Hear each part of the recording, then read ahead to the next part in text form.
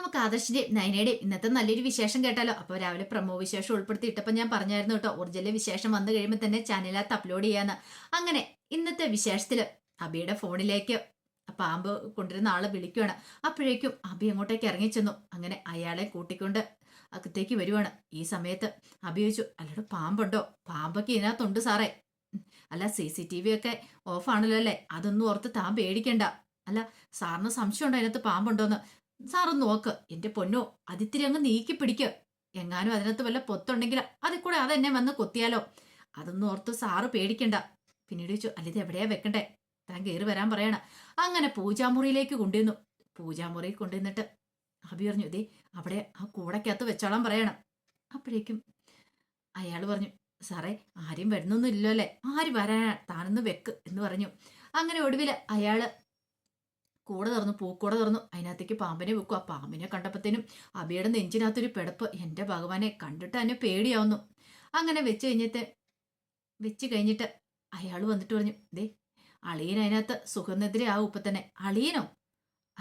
അതെ, ഞങ്ങൾ എങ്ങനെയാ വിശേഷിപ്പിക്കുന്ന അളിയൻ എന്നൊക്കെ. ഓ, തൻ്റെ ഒരു അളിയന്. അല്ല, കൂടെ തുറക്കണ സമയത്ത് അവൻ കൊത്തുന്ന് ഉറപ്പാണല്ലോ. ഉറപ്പാ, അവനെ ശല്യപ്പെടുത്തിയിട്ടുണ്ടാ കൊത്തും. അതിനാര് ശല്യപ്പെടുത്തുന്നില്ലല്ലോ. അത് സാറേ, അതിനകത്ത് സുഖനിദ്രയിലല്ലേ അവന്. ആ സമയത്ത് മൂടി പൊക്കി കഴിയുമ്പോൾ അവന് ഇഷ്ടപ്പെടില്ല. അപ്പൊ അവന് ഉറപ്പായിട്ടും പ്രതികരിക്കും. നടക്കൂലോ അല്ലേ? ഉറപ്പായിട്ടും നടക്കും. സാറ് പേടിക്കണ്ട സാറേ. അല്ല, അതിനകത്ത് ഇരിക്കും, ഇറങ്ങി പോവാൻ മറ്റോ ചെയ്യോ? പൂവിന്റെ തണുപ്പുണ്ടല്ലോ, അതുകൊണ്ട് അതിനകത്ത് ഇരുന്നോളൂ ആശാന്. വേറെ പ്രശ്നങ്ങളൊന്നും ഉണ്ടാകത്തില്ല. അങ്ങനെ ഒടുവിൽ അബി അയാളെയും കൊണ്ട് പുറത്തേക്ക് വന്നു.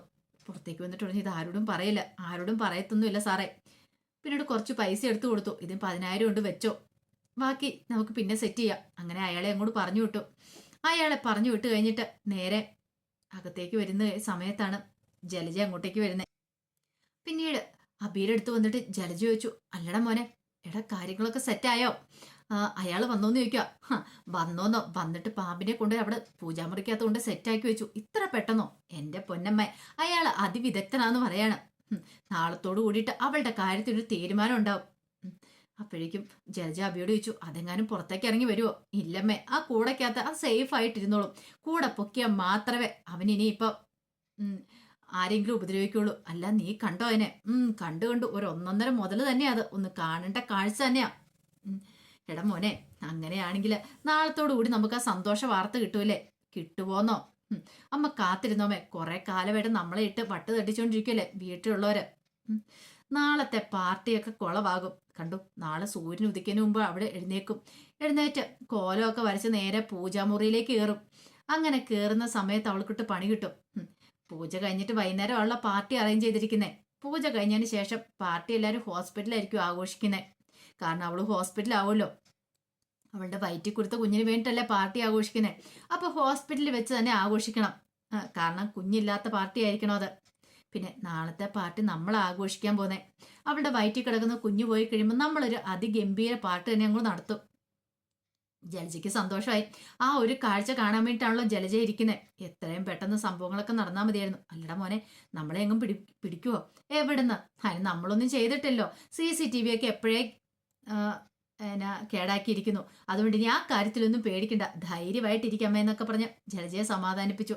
ജലജ സന്തോഷത്തോട് മുറിയിലേക്ക് പോയി. അങ്ങനെ രാത്രിയിൽ നയന നല്ല ഉറക്കത്തിലായിരുന്നു. ഈ സമയത്ത് നയന ഒരു സ്വപ്നം കാണുവാണ്. ദേവേനിക്ക് വല്ലാത്തൊരു വെപ്രാളം. ദേവേനിക്ക് ശ്വാസം മുട്ടിയിട്ട് ദേവേനി ഇങ്ങനെ വല്ലാതെ കിടന്ന് പെടയുവാണ്. ജയനാണെ അത് കാണുന്നില്ല. പെട്ടെന്ന് നയന അമ്മയെന്ന് വിളിച്ച് ചാടി എഴുന്നേറ്റു. അപ്പോഴേക്കും ആദർശ് ചോദിച്ചു, എന്താ നയനെ? അത് ആദർശേട്ടാ, അമ്മയ്ക്ക് എന്ത് പറ്റി? ഞാനൊരു സ്വപ്നം കണ്ടു, അമ്മയ്ക്ക് ശ്വാസം കിട്ടുന്നില്ല. അത് സ്വപ്നമല്ലേ നയന, നീ എന്തിനാ വിഷമിക്കണേ? എന്നാലും എനിക്ക് എന്തോ ഒരു സങ്കടം, എന്തോ ഒരു കാര്യം സംഭവിക്കാൻ പോകുന്ന പോലെ. നീ സമാധാനമായിട്ട് കിടക്ക്. എനിക്ക് കിടന്നാലും ഉറക്കം വരുമെന്ന് തോന്നില്ല. എനിക്കൊന്ന് പ്രാർത്ഥിക്കണം. ഞാനൊന്ന് പ്രാർത്ഥിക്കട്ടെ. ആദർശേട്ടൻ കിടന്നോ? നയനെ, നീ കിടക്ക്, സാരില്ല ആദർശേട്ടാ, പ്രാർത്ഥിച്ചില്ല എനിക്കൊരു സമാധാനം കിട്ടത്തില്ല. അതും പറഞ്ഞുകൊണ്ട് നയന ബെഡിൽ തന്നെ ഇരുന്ന് പ്രാർത്ഥിക്കുവാണ്. ഇങ്ങനെ നാമം ചോദിച്ചുകൊണ്ടിരിക്കുക. കുറെ സമയം കഴിഞ്ഞ് ആദർശ വീണ്ടും കണ്ണു തുറക്കുമ്പോഴത്തേനും നയന അതേ പ്രാർത്ഥനയെ തന്നെയാ. അപ്പോഴേക്കും ആദർശേറ്റ് ലൈറ്റ് ഇട്ടിട്ട് ചോദിച്ചു, ഇതെന്താ നയനെ, നീ ഉറങ്ങുന്നില്ലായിരുന്നോ? എനിക്ക് ഉറക്കം വന്നില്ല ആദർശേട്ടാ, കിടന്നാലും ഉറക്കം വരില്ല, അതാ ഞാനിവിടെ നിന്ന് പ്രാർത്ഥിച്ചുകൊണ്ടിരുന്നേ. ഇപ്പൊ തന്നെ സമയം എത്രയാണെന്നറിയാവോ? നിന്റെ പഴയ അവസ്ഥയല്ല, നിന്റെ വയറ്റിലൊരു കുഞ്ഞുണ്ടെന്നുള്ള ഓർമ്മ വേണം. 8 മണിക്കൂറെങ്കിലും ഗർഭിണികൾ നിർബന്ധമായിട്ട് ഉറങ്ങണം. അത് സാരില്ല ആദർശേട്ടാ, അത് നീ എന്നാ കിടക്കാൻ നോക്ക്. ഇനി കിടക്കാൻ സമയമില്ല. പോയി കുളി കഴിഞ്ഞ് വന്ന് പൂജാമുറിയിൽ വിളക്ക് കൊളുത്തണം. ഇന്ന് പ്രത്യേക ദിവസമല്ലേ. ഇപ്പോഴേ വേണോ? നീ നിന്റെ ആരോഗ്യം കൂടെ ശ്രദ്ധിക്കണ്ടേ? അതൊന്നും പ്രശ്നമല്ല. ആദർശേട്ടൻ വേണേ കിടന്നു. ഞാൻ കിടന്നിട്ടുണ്ടെങ്കിൽ ഇവിടെയെല്ലാം ഡെക്കറേറ്റ് ചെയ്യുകയൊക്കെ വേണ്ടേ? അതൊന്നും സാരമില്ല. ഞാൻ ആദ്യം പോയി കുളിയെല്ലാം കഴിഞ്ഞ് വരട്ടെ. കുളിയെല്ലാം കഴിഞ്ഞ് ഫ്രഷായി വന്ന് പൂജാമുറി വിളക്കം വെച്ച് കോലമൊക്കെ വരച്ചില്ലെങ്കിൽ എനിക്കൊരു മനസ്സമാധാനം കിട്ടത്തില്ല. എനിക്ക് ഭഗവാനോട് നന്നായിട്ട് മനോരുകുന്ന് പ്രാർത്ഥിക്കണമെന്ന് പറഞ്ഞു. പിന്നെ ആദർശ് കൂടുതലൊന്നും പറയാൻ പോയില്ല. നയനെ അങ്ങോട്ടേക്ക് എഴുന്നേറ്റ് പോയി. കുറച്ച് കഴിഞ്ഞിട്ട് കുളിയെല്ലാം കഴിഞ്ഞ് നയന പൂജാമുറിയിലേക്ക് കയറി. പൂജാമുറി കയറി വിളക്ക് കൊളുത്തി പ്രാർത്ഥിക്കുകയാണ്. മനോരി പ്രാർത്ഥിക്കുകയാണ്, അമ്മയ്ക്കൊരു ആപത്ത് സംഭവിക്കില്ല. ഇന്നലെ രാത്രി കണ്ട സ്വപ്നം അത് നയനെ വല്ലാതെ അലട്ടുന്നുണ്ടായിരുന്നു. ഈ സമയത്ത് ആദർശിന്റെ അരിയിലേക്ക് ദേവേന് വന്നു. ദേവേന് വന്നിട്ട് ചോദിച്ചു, അല്ല എന്തേ മോളെ കാണുന്നില്ലോ? അവള് രാവിലെ എഴുന്നേറ്റ് പൂജാമുറിയിലേക്ക് പോയി. ഇതെന്താ നേരത്തെ? ഇന്നലെ രാത്രി ഉറങ്ങിയിട്ട് പോലും ഇല്ല. ഉറങ്ങിയിട്ടില്ലെന്നോ? അതെന്ത് പറ്റി? എൻ്റെ അമ്മയെ സ്വപ്നം കണ്ടു. എന്തൊക്കെയോ സ്വപ്നം കണ്ടു. പേടിപ്പിക്കുന്ന സ്വപ്നമായിരുന്നു പോലും. രാത്രിയിൽ ഉറങ്ങാതിരുന്നിട്ട് നേരം വെളുക്കുന്നതിന് മുമ്പ് എഴുന്നേറ്റ് കുളിയും കഴിഞ്ഞ് പൂജാമുറിയിലേക്ക് പോയി പ്രാർത്ഥിക്കണം. അല്ലെങ്കിൽ അമ്മയ്ക്ക് എന്തെങ്കിലും ആപത്ത് വരുമോ നമുക്ക് പേടിയാണ് പോലും. ഈ മോളുടെ ഒരു കാര്യം, ഈ സമയത്ത് നല്ല രീതിയിൽ റെസ്റ്റ് എടുക്കണ്ടല്ലേ? അത് നീ അവളോട് പറഞ്ഞില്ലേ? ഞാൻ പറഞ്ഞ അമ്മേ, അവളൊന്നും അനുസരിക്കണ്ടേ? ശരി, ഞാൻ അവളുടെ അടുത്തേക്ക് ചെല്ലട്ടെ എന്നും പറഞ്ഞുകൊണ്ട് ദേവേനി നേരെ പൂജാമുറിയിലേക്ക് വന്നു. ആ സമയം നയന കണ്ണടച്ച് വല്ല പ്രാർത്ഥനയിലായിരുന്നു. ദേവേനി കുറെ സമയം ദേവേനിയും പ്രാർത്ഥിച്ചു. അതിനുശേഷം ദേവേനി നയനോട് പറഞ്ഞു, മോളെ നീ എന്താ രാവിലെ എഴുന്നേറ്റ്? അമ്മയ്ക്ക് കുഴപ്പമൊന്നുമില്ലോ? ദേവേനി കണ്ടപ്പം നയന ആദ്യം അതാണ് ചോദിച്ചേ. എനിക്കെന്ത് കുഴപ്പം? എനിക്കൊരു പ്രശ്നമില്ല. മോൾ എന്തിനാ രാവിലെ എഴുന്നേറ്റ് പൂജാമുറി വന്ന് ഇങ്ങനെ ചെയ്യുന്ന? കുറച്ചുകൂടെ കഴിഞ്ഞിട്ട് എഴുന്നേറ്റ പോരായിരുന്നു. എനിക്ക് സ്വപ്നം കണ്ടതിന് ശേഷം വല്ലാത്തൊരു ബുദ്ധിമുട്ടായിരുന്നു അമ്മേ. എന്തോ ആപത്ത് വരാൻ പോകുന്നവരൊരു തോന്നല്. ഞാൻ അതുപോലെ ഒരു ദുസ്വപ്നം അമ്മയെ കണ്ടത്. മോൾ ഓരോന്നൊക്കെ ചിന്തിച്ച് കിടന്നിട്ടായിരിക്കും എന്നൊക്കെ പറഞ്ഞുകൊണ്ട് നയനെ ചേർത്ത് പിടിച്ച് ദേവേനി മോള് വിഷമിക്കേണ്ടെന്നൊക്കെ പറഞ്ഞ. അപ്പോഴേക്കും ജാനകിയും മുത്തശ്ശിയും കൂടെ അങ്ങോട്ട് വന്നു. ഇതെന്താ രണ്ടുപേരും കൂടെ? അപ്പോഴേക്കും ദേവേനി പറഞ്ഞു, മോള് രാവിലെ ഒരു സ്വപ്നം കണ്ടെന്ന് വെളുപ്പാങ്കാലത്ത് എങ്ങാണ്ട്. അപ്പൊ അതുകൊണ്ട് അവൾക്ക് ഭയങ്കര ടെൻഷനായി. അപ്പൊ എന്തോ ദുസ്വപ്നം കണ്ടെന്ന് പറഞ്ഞിട്ട് നേരത്തെ പൂജാമുറി വന്ന് കയറിയേക്കുക. എന്റെ മോളെ, നീ അതിങ്ങനെ ഓരോന്നൊക്കെ ഓർത്തോണ്ട് കിടന്നിട്ടാ. അതൊക്കെ ഞാൻ പറഞ്ഞു അമ്മേ. പക്ഷെ അതൊന്നും കേൾക്കാനായിട്ട് ഇവള് കൂട്ടാക്കിയില്ല. ഉറക്കം പോലും ഇല്ലാതെ വന്നിരിക്കുന്ന. രാത്രി ഒരുപോലെ കണ്ണുറങ്ങിയിട്ടില്ലെന്ന് ആദർശമോൻ പറഞ്ഞേ.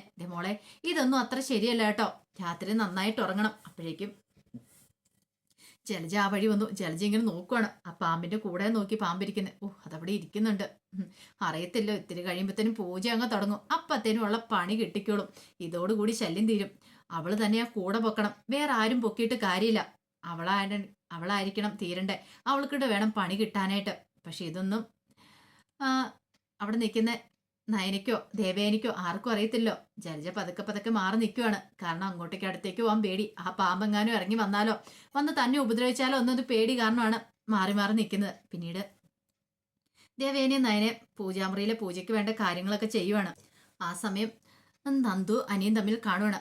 പിന്നീട് നന്ദു പറഞ്ഞു, നിന്നെയും പിന്നെ നിന്റെ മുത്തശ്ശിയൊക്കെ പോലീസ് സ്റ്റേഷനിൽ കൊണ്ട് കേസ് കൊടുത്തില്ലേ നിങ്ങൾക്കെതിരെ? അത് മാത്രമല്ല കോടതി കയറ്റിയില്ല. അതിനൊക്കെ പിന്നില് അനാമിക മാത്രമല്ല, വേറൊരുത്തരും കൂടി ഉണ്ട്. അതാരാന്ന് മനസ്സിലായോ? ആ അബി. ഇത് കേട്ട് കഴിഞ്ഞപ്പോ അനി പറഞ്ഞു, അവന്റെ കാര്യമല്ലേ, അവനിതല്ല ഇതിലപ്പുറവും ചെയ്യും. അവനെങ്ങനെ വെറുതെ വിട്ടിട്ട് കാര്യമില്ല. അനി ഒരു പണി തന്നെ കൊടുക്കണം, നല്ലൊരു പണി തന്നെ കൊടുക്കണം. അപ്പോഴേക്കും അനി പറഞ്ഞു, അവന്റെ സ്വഭാവത്തെക്കുറിച്ച് നന്നായിട്ട് അറിയാം. എന്നാലും അവന് സ്വന്തം കുടുംബത്തിൽ തന്നെ കയറി കിടന്ന് കളിച്ചല്ലോ. അല്ലെങ്കിലും അവൻ സ്വന്തം ഒന്നും പറയാൻ പറ്റില്ലല്ലോ. ആ സമയത്ത് ഒരു നിമിഷം ആലോചിച്ചിട്ട് അനി പറഞ്ഞു, എനിക്കറിയാം.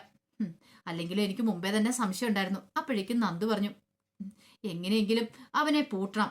അവനെ പെട്ടെന്ന് തന്നെ പൂട്ടണം. അത് മാത്രമല്ല പല കേസുകളിലും അവന് ഉൾപ്പെട്ടിട്ടുണ്ട്. ആ കേസ് കെട്ടുകളെ കുറിച്ചൊക്കെ എനിക്ക് അറിവ് കിട്ടിയിട്ടുണ്ട്.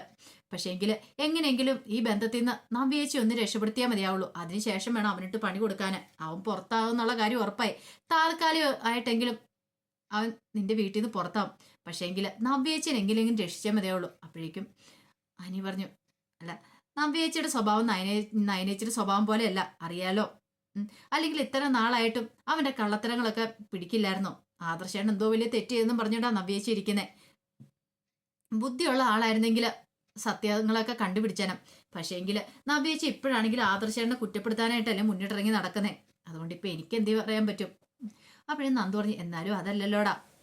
കാരണം അവനെപ്പോലുള്ളൊരു ദുഷ്ടന്റെ കൂടെ എങ്ങനെയാ നവ്യേച്ചി ഇനി ജീവിക്കുന്നേ? അതാ പറഞ്ഞേ.